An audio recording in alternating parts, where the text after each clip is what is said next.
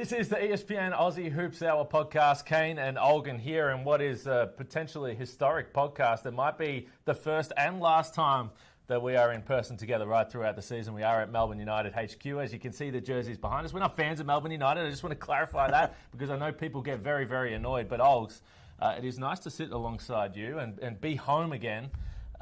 But we've got some breaking news right throughout. You're going to get to the news on Montrezl Harrell. We're also going to talk about Melbourne United and Southeast Melbourne Phoenix with the throwdown coming up on Thursday night. I've got some observations on the Tassie JackJumpers, which is a surprise to absolutely no one, Ox. That's correct. Firstly, welcome. Thank you. It's been so long since you've been back in this country. It feels like you're the tourist, and I have to show you around your own city. You're from Victoria. You're from Melbourne. You're from Geelong. Different thing. I am, but as the guest, that means that you're paying for dinner later tonight, which I'm very excited about that. Absolutely not happening. You did say yesterday as we were working through this podcast what we were going to get to just hold fire a little bit, and we thought that there might have been some news coming out of Adelaide, Montrezl Harrell. Now, I don't think that this was a big surprise overall, what it was going to look like for the 36ers. He missed a couple of preseason games. There was some rumours swirling around, and then you broke the news that this team is getting ready to part ways with their star. Yeah, so let's start with the first thing that happened was he missed that Euro game against Panathinaikos. And so the team cited some issues from China. And so what was that? It was during his time in China, there was a drug issue. He was found guilty of taking a banned substance. It was THC. It was cannabis, which I'm told he took during a preseason game. And what happened was when he came here, he was cleared to play by FIBA. But Sports Integrity Australia, the agencies here, said that we need a resolution to that issue over in China. Because we don't have that, we can't clear him. And so that meant that there was no certainty on when this guy would be available. It could be a month, it could be 3 months, could be right away. But that wasn't enough for the 36ers to say we should keep him. And for Montrez, it was, I'm going to go find something else and go find a job somewhere else. And so the team had no choice. Montrez had no choice but to agree to a parting of ways. That'll be official over the next few days. But right now you have one of the most marketable players in the NBL, one of the most dominant offensive players from last season in the NBL, no longer with us, and he'll be heading home soon. Yeah, so the on-court stuff. So he was fourth in scoring last year, around 20 points per game. He was second in the league for rebounding. He was a force really unlike we've seen in the NBL for quite a while in terms of the skill set. I know he had injuries later in his NBA career, but it wasn't that long ago that he was in Sixth Man of the Year conversation. So this guy was clearly a talent. There were certainly some suggestions that this would have been if the ban comes down, and we'll see as the details continue to come through, that he could have played this year. And this is an Adelaide team that also has room now for one more import because of the Bryce Citizen stuff. So there is part of me that goes, if everything was love in the locker room, as we have heard, and this Adelaide team is going to come back and they're going to be a team that is going to be together and they're going to go on a run to the title, you would want to wait this thing out. Now, you suggested maybe Montrez wants to go somewhere where he can play straight away. Is there anything more to this, to the fact that Adelaide is so quickly looking to move on and now potentially have two import spots? Look, they would never admit it, but this is a blessing in disguise of a sort for the 36ers. Yes, we can all agree, and I think we all accept that Montrezl Harrell is an unbelievably talented offensive player in the NBL. No question. But the idea of being able to perhaps move on from someone who maybe might not have been too happy with coming off the bench, which was the role that he was penciled in with. He did come into practice last week, and Montrezl Harrell is an alpha. This is someone who's going to come in and just by his nature be disruptive, and that's not always a bad thing. But for a team that looked like they had a lot of good chemistry over the Blitz, they were developing a new culture, a renewed culture after a few seasons of a culture that looked like it was on the downturn. It does make sense for them to maybe go and find someone who maybe fits their culture a little bit better, maybe fits what they want to do on court a little bit better, because that was another thing. When they signed him in the offseason, it was a surprise. There was a lot of people in Adelaide were flagging that they wouldn't bring Montrezl Harrell back, and it was because the on-court fit next to Isaac Humphries really didn't make sense. And then it was, are you really going to have this guy come off the bench? So the signing initially didn't make much sense. And so this feels like this situation with the ban and the Sports Integrity Australia coming in, it feels like this is a really good excuse for Adelaide to correct something, a mistake or a decision they made in the past. And it feels like they're going to go and get two imports now. And they can go get guys who maybe fit their mold a little bit better. I've been pretty critical on Adelaide all the way from last season, and really over the last 4 or 5 years. I think they've been an organisation that has made bad decision after bad decision. They haven't been able to get themselves together. But they have an opportunity now. And I will miss Montrezl Harrell being in the league for the good and the bad and the unknown of what's going to happen every single time you watch him. But now Adelaide does have an opportunity for the first time. Like, don't go out and grab the shiniest diamond on the shelf, all right? Yes. Because you've already got the talent. I discussed what is Montrezl Harrell going to do alongside Isaac Humphries. You got Zylan Cheatham there as well. So they've got talent in the big man stocks. We know they've got guards. So get a wing that can defend a little bit. Get a guard that can defend a little bit. They don't need star power anymore. They need role players, and they have a chance to build a team that actually makes sense rather than going for stars that don't necessarily fit. And to your point, maybe you don't want to take that reduced role. And I feel like the team is aware of that now. No, I don't believe they're going to go get a guard. It does feel like they're going to go search for two bigs, right? They do need some backup bigs in that front court, right? It's really just Isaac Humphries and Zylan Cheatham. Cheatham is another part of this where people don't realize, but he is so highly rated around world basketball. Zylan Cheatham is an extremely talented player. In the grand scheme of world basketball, he's probably rated more highly than Montrezl Harrell because of his ability to defend, because of the potential there. Now, you can go and get someone who can back him up, can back Isaac Humphries up. It gives them a little, the pressure is off them a little bit now, and you can now maximize Zylan Cheatham, and you can play the style of play that Mike Wells wants to, which is to be up and in, to play up and down, to shoot a lot of threes. That's just not happening with Montrezl Harrell. Like that is the antithesis of that style of basketball. And so again, while we accept what Montrezl Harrell brought from an entertainment perspective and from an offensive perspective, when he does get the ball in the low block, it does feel like this gives the 36ers an opportunity to go and get two really good citizens who can be helpful basketball players because they're stacked enough. And so if you just add two good citizens to that who are useful, then I think there's a good chance this makes them a better team. They got the Australian citizen in Bryce Cotton and two good more, international just two citizens. So bring them in. So Adelaide 36 is in a pretty good spot now. Melbourne United, if we move on, they're in a pretty good spot as well. And we are in the headquarters right now. And if you can hear any banging in the background, don't be too alarmed. The boys are just slinging some serious steel upstairs. They're getting ready for this throwdown on Thursday night. This did not look like a team that had too much rust coming in. And even though there's a bunch of new pieces that have come together, really no surprise that Dean Vickerman and this United program would have them firing on all cylinders. And we should say, first of all, the 4-point win over Tasmania. There will be better games. It's only week one. But that was a high quality game to start the season. 100%. That was a great game of basketball. I think this is a Dean Vickerman team.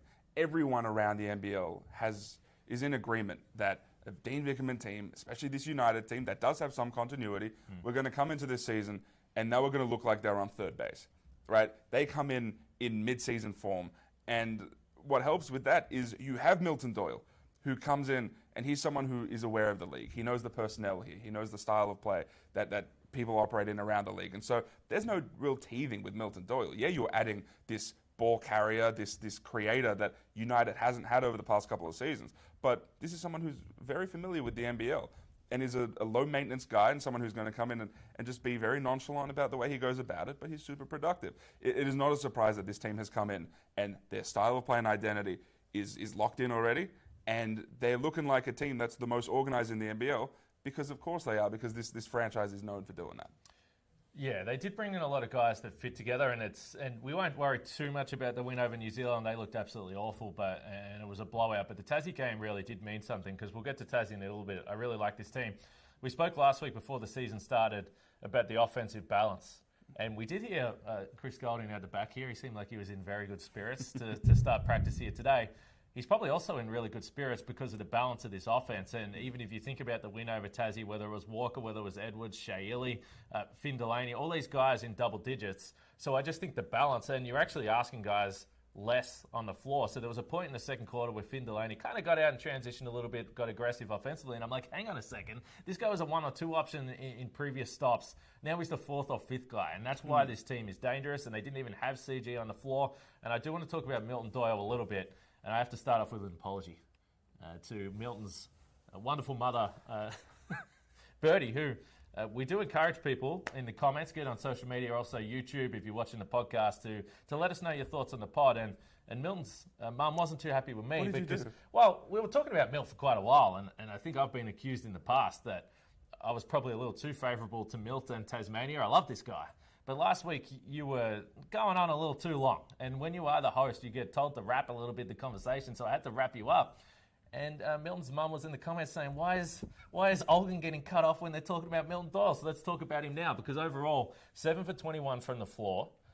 Didn't shoot the ball well. And one of the conversations we had last week was that I wanted to see him get back to that aggressive guy. I don't want to see him taking 2 shots and a half of basketball. Because he's so damn good. I don't really care about the efficiency. But when you think the end of the first quarter, end of the second quarter, then you get to the fourth quarter, you can get to the mid-range for the turnaround, you get to that baseline fadeaway, he got to the rack for free throws, and then, of course, he hit the dagger. This is the closer that Melbourne United simply has not had for years. He changes this team. I know they've had Chris Goulding, but Goulding is a guy that, because he gets absolutely swarmed on every single possession, it's such hard work. He has to hit the most incredible shot, which you know he can. Doyle is a one-on-one bucket getter. And I think they're going to benefit from having him on the floor. Yeah, we spoke about this in the offseason. Dean Vickerman has not had a player like this in a long time, which is just someone who you can give the ball to and he can go and create an advantage out of nothing. Yeah. And that is so helpful. I think the passing of Milton Doyle is super underrated. He went to Puerto Rico. He averaged around 6 assists a game, right? He hovers around that 4 or 5 assists a game anyway, but the passing is underrated. And we have to think as well, he's doing this right now without the spacing of Chris Goulding. Mm-hmm. Chris Goulding's spacing is undefeated. He widens the floor like no one else in the NBL. Maybe no one else in world basketball outside of your Stephs and Clays and those guys.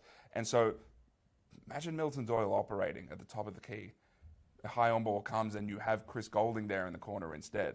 He's doing this without that. I think he just levels this team off a little bit, right? They operate in a very team-first way anyway, right? They move the ball. It's a lot of quick decisions. They run a lot. But when things get sticky, you have Milton Doyle there. And I think we saw versions of that, and especially late in games, they know exactly where they're going. It's not just Delhi at the top of a key directing things, which is elite. Having someone like Milton Doyle is so helpful, and just someone who can go create a shot out of nothing. That's the stuff. They're the things that win you games. Yeah, the balance is great. We didn't even mention Dash Daniels. I would highly recommend Thursday night watch nothing but net Aussie Hoops on ESPN, because Ryan Brockhoff is going to talk about Dash a little bit. He had 14 points in that win over New Zealand and looked pretty damn good for his second professional basketball game. But Melbourne United now will get prepared for Southeast Melbourne on Thursday night, as we mentioned. What did you make of the Phoenix? Cairns, again, looked awful.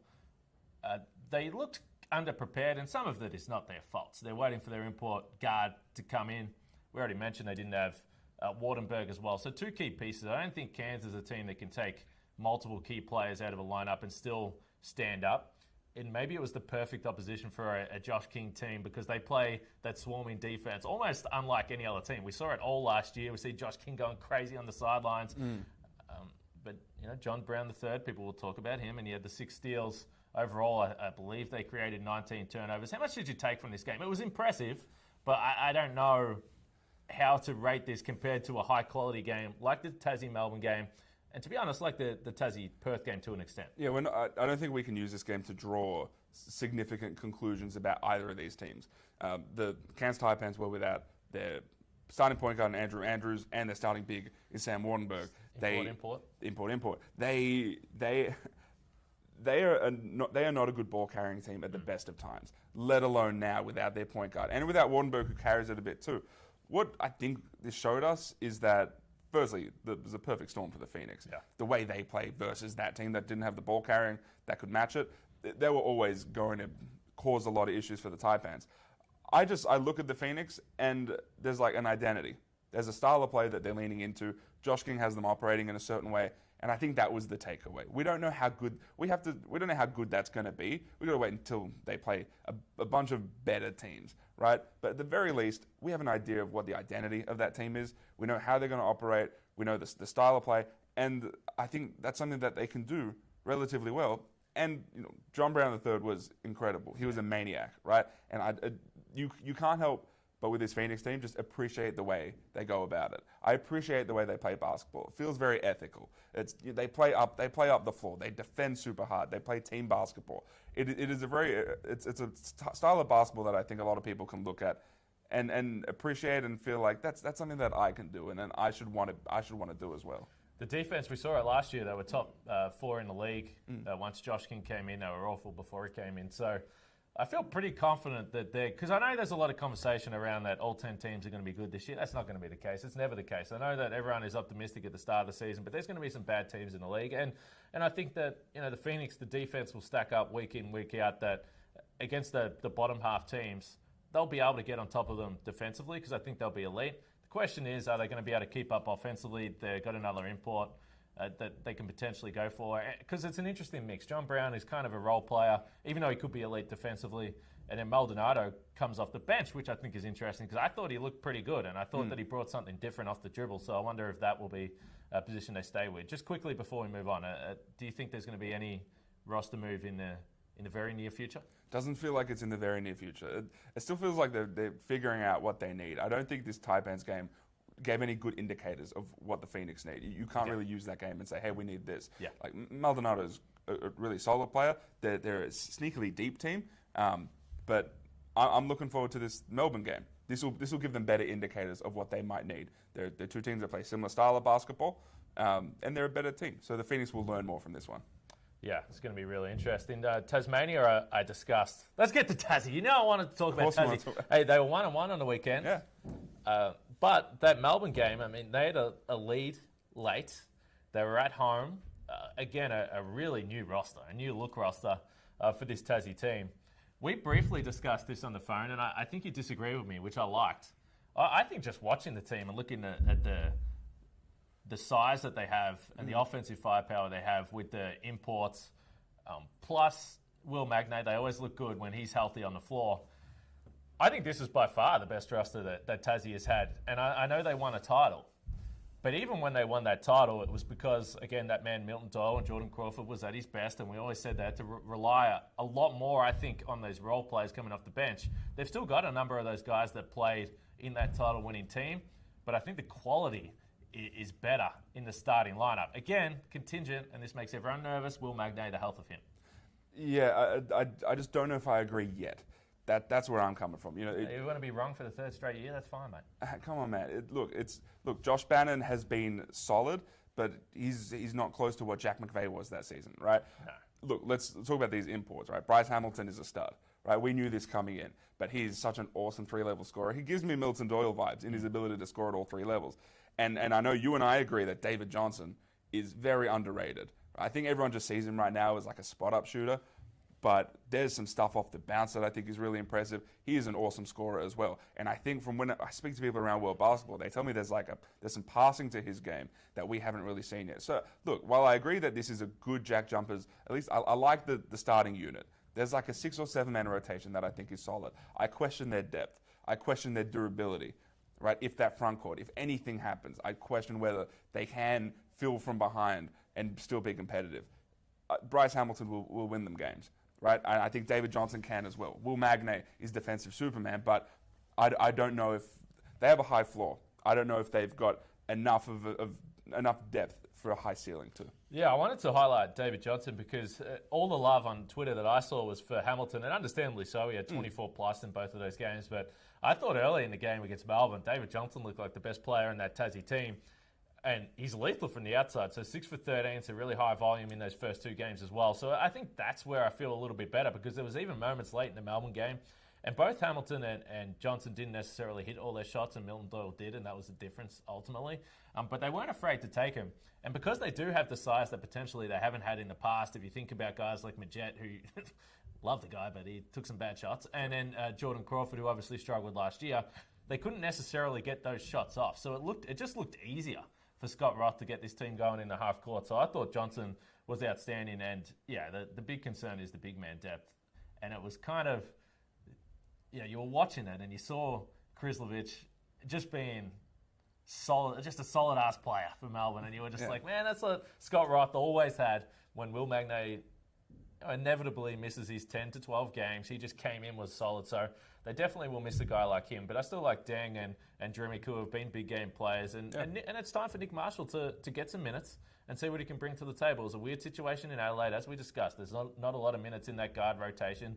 I thought he looked okay in a couple of spots there. But maybe the depth will be a question. But also, maybe Scott Roth can just lean on his starters a little bit more. So I think Tassie are, you know me, I need to get to the early October before I make any solid predictions. But I think they're in the mix. Except for Tassie.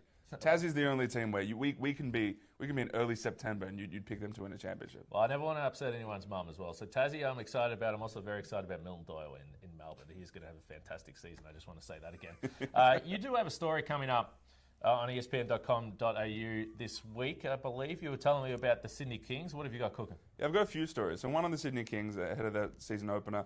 Again, I mentioned this a couple of weeks ago. I spoke with Daly, I spoke with Kendric Davis and Gorge and Xavier Cooks about those guys working together in the off-season and leading into this season, how they work together as two ball carriers, two guys who excel with the ball in their hands. They had a really good game against Partizan. They nearly beat Partizan. That should have gone to overtime. They had a bunch of shots sort of at the buzzer that could have tied that and sent it to an extra one. But those guys speaking about how they're going to play alongside each other, what it's going to look like with Kendric Davis and what's going to take for him to get to that next level, and whether the Sydney Kings can take a step forward offensively.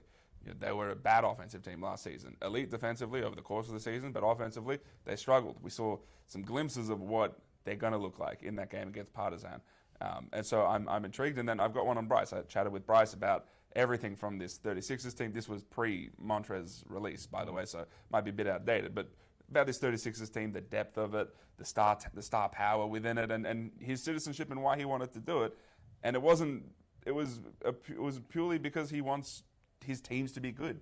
If you can marquee me and make my teams better, then that is better for everyone involved. So 2 stories coming this week, and then we'll see if there's a few more scoops just hovering around. Feels like there are a few that may come this week. It's only round 1, but we love roster moves, so keep everyone updated. Follow this man. He had the Montrez stuff yesterday at ESPN.com.au, and we did catch up with Brian Gorgon last week in Sydney, just talking about that Kendric Davis Daly stuff a little bit, and he did want to reiterate, and I don't want to steal any of the stuff in your story, obviously I haven't read it, but he did reiterate, the idea that everyone's talking about, well, Daly has to be there for Kendric Davis to keep him in line, and he said, no, it's not about that. It's about two guys that actually do enjoy working hard on the floor. We know Daly, you can never question that, but he also said Kendric Davis can be a little bit misunderstood, and he didn't necessarily believe that he needs someone to look after him. It's not like he's a minder, but those two have worked really well together, which is fun to see. I did have one to finish up with you. I was curious what you thought of Mason Jones, because something I flagged over the last few weeks was just how much pressure is going to be on this man to perform right from the start, particularly when you did see Bryce Cotton in that game you mentioned. I think he had 19 points in the first half. He finished with 24. He just looked awesome. He looked like Bryce. And Mason Jones comes into this Wildcats team where everyone was desperate for him to put up 30, have 9 assists, hit 7 threes. He looked great in that preseason game. And we even did hear in the commentary a little bit, like, he's got to be more aggressive, he's got to do this. And I just think it was a little insight into how people are going to view this guy. I don't think it's necessarily fair. I thought the Wildcats looked all right, but they look like a team that has a bunch of different guys that are going to need time to play together and work into their season. And I'm just not so sure that people are going to be as patient as perhaps they need to be with this Wildcats team. And that, hey, welcome to the Red Army. I mean, the Red Army is impatient at the best of times. But you look at, I appreciate the pressure on Mason Jones because he's ostensibly replacing Bryce. I get that. But there's also pressure on him because he has a pretty substantial G League resume. Yeah. And the production that he showed there, the efficiency he played with there, he should come into this league and be a high level offensive player. So he should come in and do that. I have questions about this Wildcats team. There's a lot of talent on the top end. How they all work together is my question. Yeah, I spoke with Dylan Windler in the offseason about what his offseason was like and how he was going to sort of change his game a little bit, come off more on balls, maybe come off more pin downs, be more aggressive. He barely touched the ball. Yeah. Right? I don't know if he came off a single on ball in that game. So it just feels like there's a lot of talent at the top, and they just don't really know how to work together. The rotations feel a bit sticky right now. Elijah Pepper plays 8 minutes. Dante Russell-Nance plays 12 minutes. It feels like John Riley is still feeling out how this team wants to operate. That's the difference between the Perth Wildcats and Melbourne United. They know who they are already. They know their identity, and they can build off that. Still feels like the Wildcats are figuring out who they are. Yeah, I did note that down. Some of those young local players that we discussed that they will need to rely on in the depth, but it looked like John really went to them pretty early in the first quarter. I do think they are going to be a team that's going to have to rely on the stars. I thought Doolittle and JLA looked great, but you're right. I think Mason Jones will figure it out. But probably the real link to the ceiling for the Perth Wildcats is going to be Dylan Windler, and he just wasn't good. And I know it's only one game, but he's had a year in the league, so he's going to be a guy that's going to be under pressure for this team. Right? Anything else to wrap this up? You got anything else at ESPN.com.au? What do you got? No, nothing imminent from a story perspective. It's not what you told me before we started. So this is where I set you up, and this is when you're supposed to drop the news. But look, let's just drop some nuggets. Remember, we did this a little bit last year. I know. So one thing to keep an eye on Yes. is Dave O'Hickey. Yes. He suffered an eye injury at the Blitz. He did not travel to Singapore with the team for the Intercontinental Cup.